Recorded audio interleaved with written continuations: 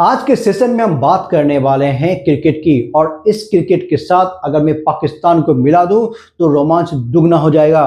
आज के सेशन में हम ये जानेंगे कैसे चैंपियंस ट्रॉफी का आयोजन को लेकर जो विवाद चल रहा था भारत और पाकिस्तान के बीच में, भारत ने कैसे पाकिस्तान को पटकनी दे दी, कैसे पाकिस्तान को दुनिया के सबसे अमीर क्रिकेट कंट्रोल बोर्ड के सामने झुकना पड़ा, और कैसे भारत ने अपनी शर्तों पे पाकिस्तान को चैंपियंस ट्रॉफी का आयोजन करने के लिए मनाया है।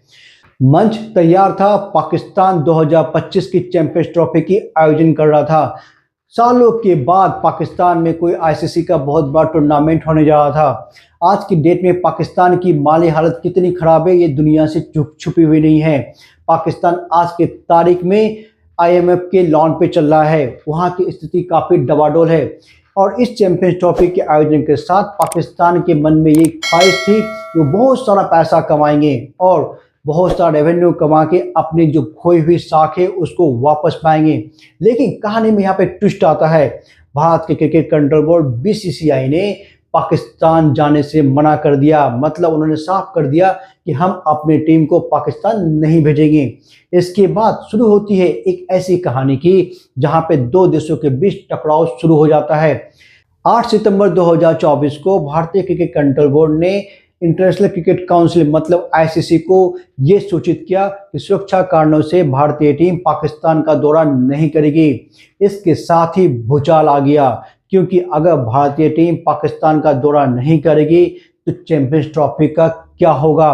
और ऐसा भूचाल क्यों आया ये मैं आपको आगे समझाऊंगा। उसके बाद शुरू होता है पाकिस्तानी जो क्रिकेट बोर्ड है उनकी जो टैक्टिक्स होती है वो अप्लाई करना शुरू करते हैं। पहले तो भारत को डराते हैं, आईसीसी की सैंक्शन की धमकियां देते हैं, लेकिन भारत पर उसका कोई फर्क नहीं पड़ता।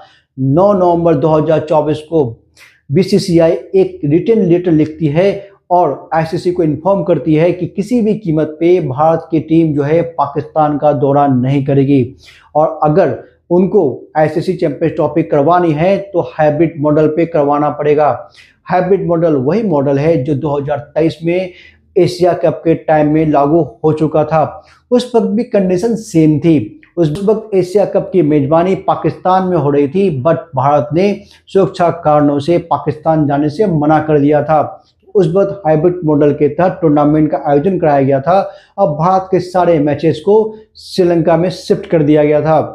भारत ने फिर से यही कहा कि इस बार भी अगर भारतीय टीम को चैंपियंस ट्रॉफी में खेलना है तो वो हाइब्रिड मॉडल पे ही खेलेगी, अदरवाइज वो टीम पाकिस्तान नहीं जाएगी। फिर से पाकिस्तान की सरकार आईसीसी पे दबाव डालती है कि एट एनी हाउ इंडिया की टीम को पाकिस्तान आना ही पड़ेगा, आखिर ये आईसीसी का इवेंट है। लेकिन भारतीय टीम अपने रवैये से टस से मस नहीं होती है। उनका स्टैंड बहुत ही क्लियर था, किसी भी कंडीशन में भारतीय टीम जो है वो पाकिस्तान नहीं जाएगी। इसके बाद 30 नवंबर 2024 को आईसीसी की मीटिंग शेड्यूल की जाती है और ये कंफर्म किया जाता है कि इसी मीटिंग में फैसला होगा कि चैंपियंस ट्रॉफी का फ्यूचर क्या होगा। 29 नवंबर 2024 को भारत सरकार की तरफ से एक ऑफिशियल स्टेटमेंट आता है जिसमें वो क्लियर करते हैं कि भारत सरकार का स्टैंड बहुत ही क्लियर है, वो किसी भी कंडीशन में अपनी टीम को पाकिस्तान नहीं भेजेंगे। अगर आईसीसी को टूर्नामेंट करवानी है तो उनको बीसीसीआई के द्वारा समझाए गए हाइब्रिड मॉडल पे ही जाना होगा।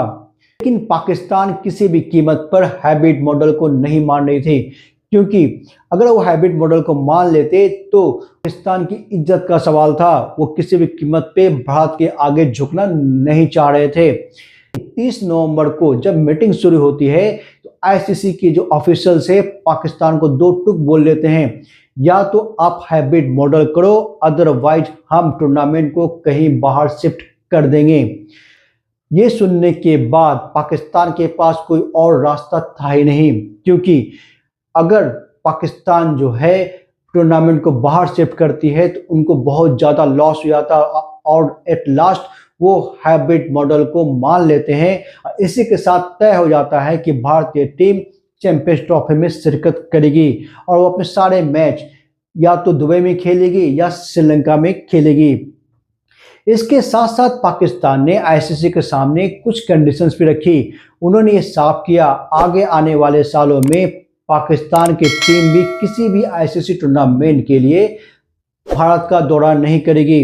यहाँ पे एक इम्पॉर्टेंट बात यह है कि आने वाले कुछ सालों के भीतर में भारत जो है 4 आईसीसी टूर्नामेंट्स का आयोजन करने वाला है, जिसमें से 3 मेंस आईसीसी इवेंट्स होने वाले हैं, जबकि एक विमेंस आईसीसी इवेंट होने वाले हैं।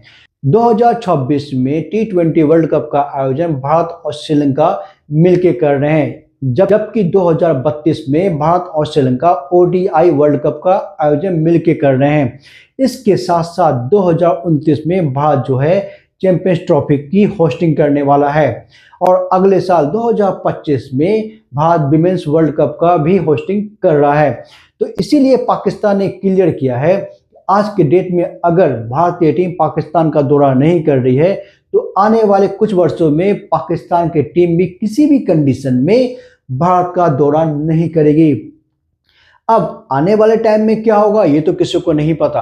आपको क्या लगता है आप कमेंट करके जरूर बताइएगा कि आने वाले टूर्नामेंट में पाकिस्तान की टीम भारत आएगी कि नहीं। ठीक है, अब आगे बढ़ते हैं। अब सबसे बड़ा सवाल यहाँ पे ये है कि आखिर पाकिस्तान क्यों चाह रहा था कि टूर्नामेंट उनके घर पे ही हो। इसके रीजन को समझने के लिए पहले हमें पाकिस्तान की माली हालत को समझना पड़ेगा।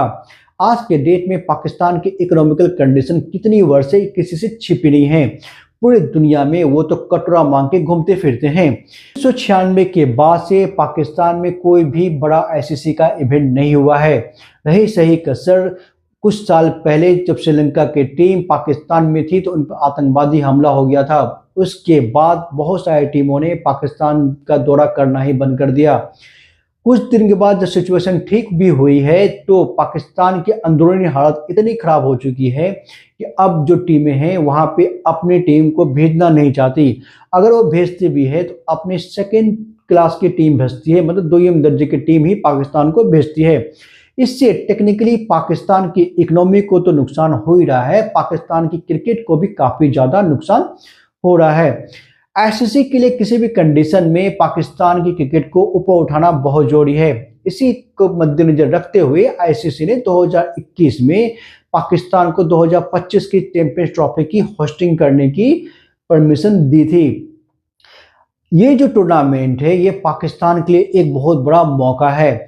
इसी मौके को भुनाने के लिए पाकिस्तान ने इस टूर्नामेंट का आयोजन करने के लिए अपने 3 शहरों के स्टेडियम मतलब लाहौर, कराची और रावलपिंडी के स्टेडियम के रिनोवेशन के लिए 1.3 बिलियन मतलब 130 करोड़ रुपए का फंड रिलीज किया था। अब आप सोच सकते हो कि जिस देश की माली हालत इतनी खराब है उन्होंने इस टूर्नामेंट के आयोजन के लिए 130 करोड़ पाकिस्तानी रुपए का फंड रिलीज कर दिया। अगर पाकिस्तान की टीम से इस टूर्नामेंट की मेजबानी छीन ली जाती है तो डायरेक्टली उनको 53 करोड़ रुपए का जो होस्टिंग के लिए जो आईसीसी का रेवेन्यू मिलता है वो उनको नहीं मिलेगा। मतलब 53 करोड़ रुपए का तो उनको डायरेक्ट लॉस होने वाला है। उसके साथ साथ अगर पाकिस्तान की टीम से चैंपियंस ट्रॉफी की होस्टिंग छीन ली जाती है तो जो सालाना रेवेन्यू मिलता है पाकिस्तान की टीम को आईसीसी की तरफ से उसका भी उनको लॉस हो सकता है। और ये सालाना रेवेन्यू होता है आईसीसी की तरफ से पाकिस्तान को वो 296 करोड़ के आसपास का है। मतलब आप समझ सकते हो अगर पाकिस्तान की टीम चैंपियंस ट्रॉफी की मेजबानी नहीं करती है तो उनको कितना बड़ा नुकसान हो सकता है। अब यहाँ पे आपके दिमाग में एक सवाल तो आ रहा होगा कि आखिर अगर कोई टूर्नामेंट आईसीसी करवाती है तो उनको रेवेन्यू कैसे मिलता है। बेसिकली जो क्रिकेट के टूर्नामेंट होते हैं वो 2 तरह के होते हैं। एक टूर्नामेंट जो आईसीसी का आयोजन होता है जिसमें आईसीसी के जो क्रिकेट खेलने वाले देश होते हैं वो एक साथ पार्टिसिपेट करते हैं, जैसे world cup, T20 world cup, champions trophy, Asia cup, जिसमें 2 से अधिक नेशन पार्टिसिपेट करते हैं। वो लगभग आईसीसी के ही इवेंट्स होते हैं। उसके बाद जो दूसरे टाइप का टूर्नामेंट होता है वो होता है बायलैटरल सीरीज, जहाँ पे 2 देश आपस में खेलते हैं। जैसे भारत और पाकिस्तान जब आपस में खेलेंगे तो बायलैटरल सीरीज हो सकती है। और अभी जो ऑस्ट्रेलिया भारत के बीच में जो टूर्नामेंट चल रहा है वो एक तरह से बायलैटरल सीरीज है। ठीक है, अब हम ये समझते हैं कि आखिर किसी टूर्नामेंट को करवाने के बाद जो पैसा आता कहाँ से है। आईसीसी जब किसी टूर्नामेंट को करवाती है तो उनको पैसा 3 तरीके से मिलता है। सबसे पहला होता है जिस जगह पे जिस नेशन में टूर्नामेंट होते हैं तो वहाँ पे टिकट से जो कमाई होती है वो पैसा आईसीसी को मिलता है। दूसरा जो होता है उस टूर्नामेंट में जो ब्रॉडकास्टिंग या जो मीडिया राइट्स होते हैं उसका भी पैसा आईसीसी को मिलता है। और तीसरा जो व्यूअरशिप का जो पैसा होता है उससे आईसीसी को बहुत ज़्यादा कमाई होती है। यहाँ पे सबसे इम्पोर्टेंट बात यह है कि जो सबसे इम्पोर्टेंट चीज मायने रखती है वो है व्यूअरशिप। जिसकी जितनी व्यूअरशिप होगी उसको उतना ही ज़्यादा पैसा मिलेगा। अब हम बात करते हैं बायलैटरल सीरीज की। तो बेसिकली बायलैटरल सीरीज दो देशों के बीच में होती है तो इसका जो सबसे ज़्यादा पैसा मिलता है वो होस्टिंग नेशन को ही मिलता है। लेकिन यहाँ पे होस्ट नेशन जो होते हैं उनको आने वाली जो टीम होती है जो दूसरी टीम उनकी यहाँ आती है उनका पूरा का पूरा खर्चा उनको वहन करना पड़ता है। और जो ब्रॉडकास्टिंग वगैरह का जो जितना पैसा होता है वो जो होस्ट नेशन होता है उसको ही मिलता है। ये समझते हैं कि आईसीसी सालाना कितना पैसा कमाती है। तो आईसीसी ने 2024 से 27 के साइकिल के लिए अपने ब्रॉडकास्टिंग राइट को 3.2 बिलियन डॉलर में बेच दिया है। मतलब इस हिसाब से अगर आप देखते हैं तो आईसीसी सालाना 600 मिलियन डॉलर कमाती है। आईसीसी जो भी पैसा कमाती है उसका शेयर वो पार्टिसिपेटिंग नेशंस को भी देती है। अगर हम शेयर की बात करें तो आईसीसी से जो पैसा आता है उसमें सबसे ज़्यादा पैसा मिलता है वो मिलता है भारत की क्रिकेट कंट्रोल बोर्ड को। भारत की क्रिकेट कंट्रोल बोर्ड को आईसीसी के शेयर में से 38.5% मिलता है। मतलब बीसीसीआई जो है 230 मिलियन डॉलर सालाना कमाती है। दूसरी जो देश है जिसको उसके बाद जो पैसा मिलता है वो है इंग्लैंड की क्रिकेट बोर्ड को, जिसकी रेवेन्यू जो है 6.85% है, जो 41.37 मिलियन डॉलर्स की होती है। तीसरे नंबर पर जो बोर्ड आती है वो है ऑस्ट्रेलिया की, जिसके पास 6.25% जो आईसीसी का रेवेन्यू शेयर होता है। चौथे नंबर पे पाकिस्तान की क्रिकेट टीम की बोर्ड आती है जिसकी शेयरिंग 5% है और उनको जो सालाना मिलता है वो 30 मिलियन डॉलर के करीब करीब मिलता है। तो आप सोच सकते हो जो गैप है, भारत के पास 38.5% की रेवेन्यू शेयर है जबकि जो दूसरे नंबर पर टीम आ रही है इंग्लैंड के पास 6.89% का है। तो भारत जो है आईसीसी के लिए सोने की अंडे देने वाली चिड़िया है। अब किसी भी कंडीशन में आईसीसी ये नहीं चाहती कि भारत जो है किसी भी आईसीसी के इवेंट में पार्ट नहीं ले। इसीलिए आईसीसी हर हालत में चाहती है कि किसी भी कीमत पे भारतीय टीम आईसीसी के इवेंट में को पार्टिसिपेट करनी ही चाहिए।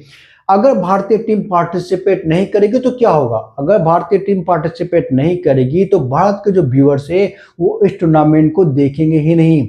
जब व्यूअरशिप ही नहीं रहेगी तो काहे की मीडिया ब्रॉडकास्टिंग रहेगी, तो जो रेवेन्यू साइकिल है आईसीसी का वो धड़ाम से नीचे गिर जाएगा, जो पूरे आईसीसी के रेवेन्यू सिस्टम को हिला सकता है। इसी वजह से किसी भी कंडीशन में आईसीसी जो है भारत को छोड़ ही नहीं सकता। अब यहाँ पे एक और इम्पोर्टेंट बात आपको बताते हैं। भारत और पाकिस्तान दो ऐसे नेशंस हैं जो बायलैटरल सीरीज नहीं खेलते हैं। 2008 के बाद से भारत ने पाकिस्तान के साथ कोई भी बायलैटरल सीरीज नहीं खेली है। उसके बाद ये दोनों ही टीमें हमेशा आईसीसी इवेंट में ही एक दूसरे के आमने सामने नजर आते हैं। और जब ये दो टीमें आपस में खेलते हैं ना तो उस समय जो व्यूअरशिप होती है वो काफी तेजी से काफी ऊपर चली जाती है। T20 वर्ल्ड कप जो 2024 में हुआ था उसको पूरे दुनिया में लगभग 40 करोड़ लोगों ने देखा था। उसके साथ जब 2021 में T20 वर्ल्ड कप हुआ था तो उस वक्त पूरे दुनिया में 17 करोड़ से ज़्यादा लोगों ने इस पूरे मैच को लाइव देखा था। ये इतनी व्यूअरशिप है जो किसी भी इवेंट को सक्सेस बना सकती है। अब आप इमेजिन करो अगर ये टूर्नामेंट में भारत पार्ट नहीं करता है तो भारत और पाकिस्तान का मैच ही नहीं होगा, तो फिर रेवेन्यू आएगा कहाँ से?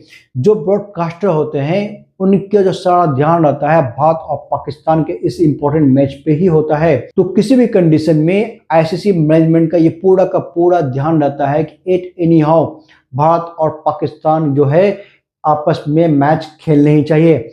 आपने नोटिस किया होगा भारत और पाकिस्तान के मैचेस जो होते हैं हमेशा ग्रुप स्टेज में ही करा दिए जाते हैं। आखिर ऐसा क्यों? इसके पीछे भी रीजन है। 2007 का वर्ल्ड कप याद करो आप, जब भारत और पाकिस्तान दो अलग अलग ग्रुप में थे। उस वक्त क्या होता है, भारत और पाकिस्तान की टीम ग्रुप स्टेज से ही बाहर हो जाती है और उस समय वर्ल्ड कप के जो रेवेन्यू में काफ़ी ज़्यादा का नुकसान हुआ था, क्योंकि जब भारत और पाकिस्तान की टीमें ग्रुप स्टेज से बाहर हो गई थी तो व्यूअरशिप जो है धड़ाम से नीचे गिर गई थी और वर्ल्ड कप को उस वक्त सबसे ज़्यादा नुकसान हुआ था। 2000 के बाद से आपने नोटिस किया होगा कि भारत और पाकिस्तान के टीमों का मैच जो होता है वो ग्रुप स्टेज में ही करा दिया जाता है। क्यों? इसलिए कि व्यूअरशिप बढ़े और रेवेन्यू का साइकिल है वो चलता रहे। अब यहाँ पे एक बात तो क्लियर हो चुकी है कि भारत की टीम को पाकिस्तान नहीं जाना पड़ेगा और भारत जो है अपने सारे मैचेज वो या तो दुबई में खेलेगी या फिर श्रीलंका में। लेकिन इससे पाकिस्तान को तो नुकसान होना तय है, क्योंकि भारत अपने जितने मैचेज दुबई में खेलेगी उन सभी के जो पैसे मिलने वो दुबई की क्रिकेट बोर्ड को ही मिलने वाले हैं। इससे पाकिस्तान को कोई कमाई नहीं होने वाली है, तो लॉस तो पाकिस्तान का हो चुका है। लेकिन ये तो तय है कि भारत ने अपने स्टैंड पे खड़े होकर अपनी जीत तो दर्ज करा दी है। आज पूरे भारतवर्ष के लोगों के लिए एक गौरव का क्षण है, क्योंकि हमने अपनी शर्तों पे न केवल आईसीसी को झुकाया है बल्कि पाकिस्तान के घमंड को भी तोड़ा है। उम्मीद है आपको इस खबर के हर पहलू के बारे में मैंने आपको अच्छी से समझाया है।